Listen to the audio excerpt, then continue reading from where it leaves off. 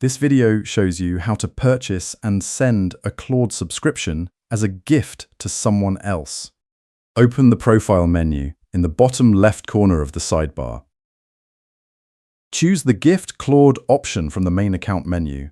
Select the subscription plan that fits your needs, choosing between Pro, Max 5x or Max 20x, and pick the number of months you want to gift. Click Next to move on to personalizing your gift. Pick a color theme that matches your preference for the gift card preview. Select Get a link to share if you prefer to deliver the gift link yourself. Click Checkout to review your order details before completing the purchase. You can now check your itemized total, tax, and selected payment method on the final summary screen.